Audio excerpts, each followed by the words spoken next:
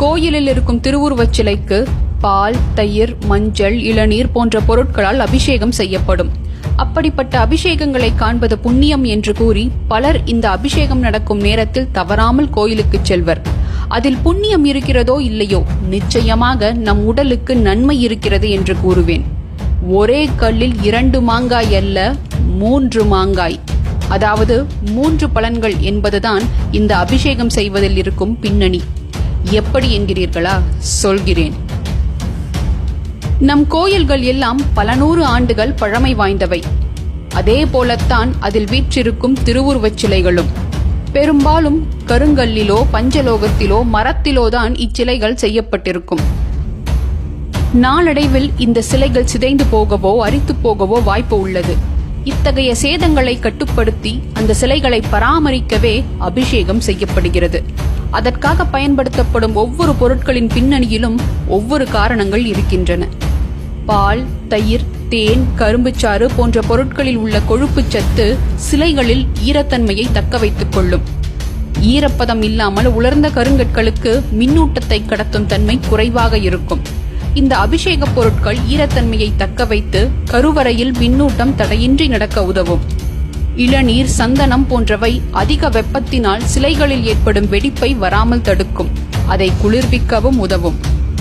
மஞ்சள், திருநீறு மற்றும் குங்குமம் ஃபங்கஸ் எனப்படும் பூஞ்சைகள் சிலையில் உருவாகாமல் தடுக்கும்.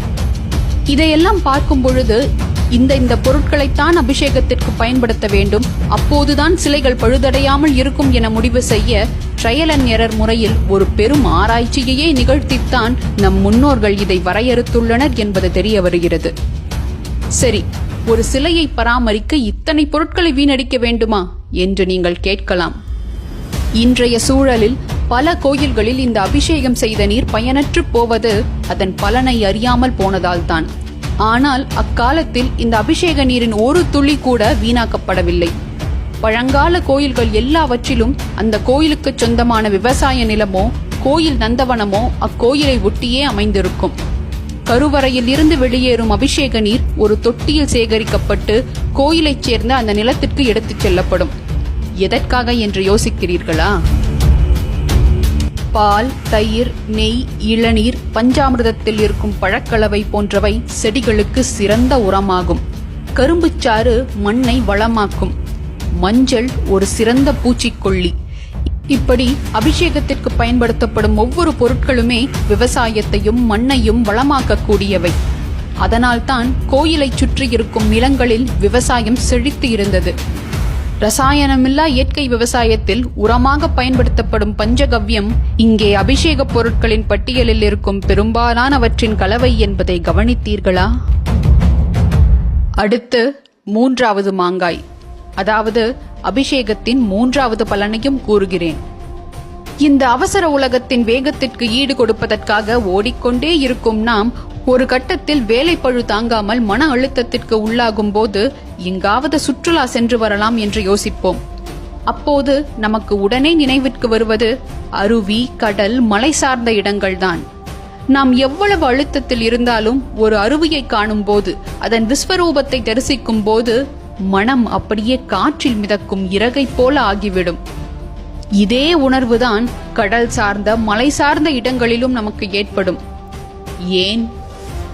இயற்கையோடு நாம் ஒன்றுவதால் மகிழ்ச்சி அடைகிறோம் என்பது மேலோட்டமான காரணமாக இருந்தாலும், இவ்விடங்களில் இருக்கும் காற்று மண்டலத்தில் நடக்கும் விஞ்ஞான ரீதியான மாற்றங்களை நம் உடல் உள்வாங்கிக் கொள்வதால் தான் ஒரு விதமான புத்துணர்ச்சியை உணர்கிறோம். வாருங்கள், எப்படி என்று பார்ப்போம். அருவி விழும்போது நீரின் மூலக்கூறுகள் ஒன்றோடு ஒன்று கூடுகின்றன. ஆதலால் அங்கு இருக்கும் காற்று மண்டலத்தில் நெகட்டிவ் அயான்ஸ் எனப்படும் மின்னூட்டம் அதிகமாகிறது. நெகட்டிவ் அயான்ஸ் என்ற பெயரை வைத்து அது நம் உடலுக்கு கெடுதல் என்று யாரும் நினைத்து விட வேண்டாம். அதன் பெயர் காரணத்திற்கு எதிர்மறையாக அவை நம் உடலுக்கும் மனதிற்கும் நன்மை பயக்கக்கூடியவை. இந்த நெகட்டிவ் அயான்ஸ் அதிகமாக இருக்கும் காற்று நம் சுவாசத்தின் மூலம் இரத்தத்தில் கலக்கப்படும் போது செரோட்டோனின் எனப்படும் ஹார்மோனை அதிகமாக சுரக்கச் செய்கிறது.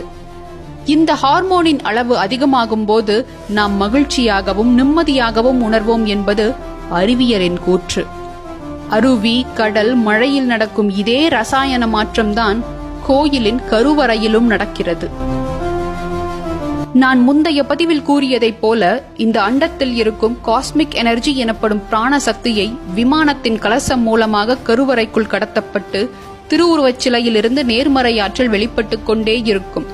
அப்போது திரவ வடிவிலான அபிஷேக பொருட்களும் நீரும் அதன் மேல் ஊற்றப்படும் போது அங்கிருக்கும் காற்று மண்டலத்தில் நெகட்டிவ் அயான்ஸ் அதிகமாகிறது. அதை நாம் சுவாசிக்கும் போது நமது மனநிலையும் மாறுபடுகிறது. எல்லா ஊர்களிலும் அருவியும் கடலும் இருக்க முடியாது. அதற்காகவே ஊர்களெங்கும் கோயிலை கட்டினார்கள் நம் மூதாதையர்கள். ஆனால் நம் இன்றைய நிலை என்ன தெரியுமா? கணினி, கைபேசி, வாகனங்கள் போன்றவற்றாலும் காற்றோட்டம் இல்லாத ஏசி அறையில் வேலை செய்யும் வாழ்க்கை முறையாலும் காற்று மண்டலத்தில் அதிகரிக்கும் பாசிட்டிவ் அயான்ஸை கட்டுப்படுத்தி நம் உடலுக்கு நன்மை பயக்கும் நெகட்டிவ் அயான்ஸை அதிகரிக்க செயற்கையாக அதை உற்பத்தி செய்யும் சாதனங்களை கண்டுபிடித்து பயன்படுத்துகிறோம். இதுவா விஞ்ஞானத்தின் வளர்ச்சி?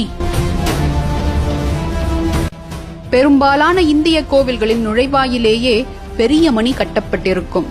நாம் நுழையும் போது இந்த மணியை அடித்துவிட்டு உள்ளே செல்லுவோம். கோயில் மணிக்கு பின்னால் என்ன அறிவியல் ஒளிந்திருக்க முடியும் என்று நினைக்கிறீர்களா? வாருங்கள், இதை பற்றி விரிவாக பார்ப்போம். கோயில் மணிகள் சாதாரண உலோகத்தினால் செய்யப்படுவதல்ல. கேட்மியம், ஜிங்க், ஈயம், தாமிரம், நிக்கல், குரோமியம் மற்றும் மாங்கனீஸ் போன்ற பல உலோகத்தின் கலவையால் செய்யப்படுவது. கோயில் மணியை உருவாக்க பயன்படுத்தப்படும் உலோகங்களை அப்படியே கலந்து ஒரு மணியை செய்துவிட முடியாது. இந்த உலோகங்களை எந்தெந்த விகிதத்தில் சேர்க்கிறோம் என்பதன் பின்னணியில்தான் அறிவியலே அடங்கியுள்ளது. ஒவ்வொரு முறை மணி அடிக்கப்படும் போதும் ஒவ்வொரு உலோகத்தில் இருந்தும் எழுப்பப்படும் ஒளிகள் ஒன்றாக இணைந்து ஒரு தனித்துவமான ஒளி ஏற்படும். அதனால் மணி அடித்த அடுத்த நொடி கூர்மையான மற்றும் நீண்ட நேரம் நீடிக்கக்கூடிய சத்தம் எழும். இந்த சத்தம் 7 நொடிகள் வரை நீடிக்கும். இந்த தனித்துவமான ஒளியினால் நம் இடது மற்றும் வலது மூளையில் ஒற்றுமை உண்டாகி நம் மூளையின் செயல்திறனை அதிகரிக்கும். அதனால்தான் கருவறைக்கு செல்லும் முன் மணியை அடித்துவிட்டு செல்கிறோம். மேலும் நாம் வெளியிலிருந்து கோயிலுக்குள் நுழையும் போது பலவிதமான சிந்தனைகளும் வீண் பேச்சுக்களும் மனதில் ஓடிக்கொண்டே இருக்கும். இவ்வாறு இருக்கும்போது நம் மனதை ஒருமுகப்படுத்தி தியானிக்கவோ அங்கிருக்கும் நேர்மறை ஆற்றலை உள்வாங்கிக் கொள்ளவோ முடியாது. நம்மை இந்த எண்ணங்களின் பிடியிலிருந்து வெளிக்கொணர ஒரே வழி நமக்கு ஒரு அதிர்ச்சியை ஏற்படுத்துவதுதான். ஆதலால் தான் கோயில் மணியை அடித்த அடுத்த நொடி எல்லா எண்ண ஓட்டங்களிலிருந்தும் விடுபட்டு மனம் ஒரு சாந்த நிலைக்கு தள்ளப்படுவதை எல்லோரும் உணர்ந்திருப்போம். இத்தகைய விழிப்புணர்வோடு கருவறைக்குள் செல்லும் போது நம்மால் நேர்மறை ஆற்றலை முழுமையாக அடைய முடியும். இங்கு நான் சொன்ன அனைத்தையும் நிரூபிக்க பல ஆராய்ச்சிகளின் முடிவை குறிப்பிட்டுள்ளேன். ஆனால் என்னை பொறுத்தவரை நம் இந்தியர்களின் ஞானத்திற்கு முன்னால் இந்த ஆராய்ச்சிகள் எல்லாம் தவிடுபொடி. செங்கனூர் பகவதியம்மன் கோயிலுக்கு சென்றால் மாதவிடாய் பிரச்சனை சரியாகும். வெண்ணி கரும்பேஸ்வரர் ஆலயத்திற்கு சென்றால் சர்க்கரை நோய் குணமாகும். கர்ப்பரக்ஷாம்பிகை கோயிலுக்கு சென்றால் குழந்தை பாக்கியம் கிடைக்கும், நல்லபடியாக குழந்தை பிறக்கும் என்று காலம் காலமாக நாம் வழிபடும் பழங்கால கோயில்களில் இக்கால மனிதர்களின் மூளைக்கு எட்டாத பல காரணங்கள் ஒளிந்திருக்கின்றன. ஆனால் என்ன செய்வது? காரண ரீதியாக சொல்லும் விடயங்களை நாம் யாரும் நம்ப மாட்டோம். அதுவே ஒரு அயல்நாட்டு விஞ்ஞானி வந்து நம் பழக்க வழக்கங்களுக்கு சான்றிதழ் கொடுத்தால் அதை கொண்டாடுவோம். நம் ஆற்றலை நாமே தெரிந்து கொள்ளக்கூடாது என்பதற்காகத்தான் நம் பழக்கங்களில் சில மூட நம்பிக்கைகளையும் புகுத்தி நம் முன்னோர்கள் செய்தது எல்லாமே மூட நம்பிக்கைதான் என்று நம்மையே நம்ப வைத்தனர். இனியாவது எது சரி எது தவறு என்று பிரித்து பார்த்து நம் அடையாளங்களை நாமே உதாசீனப்படுத்தாமல் இருப்போம்.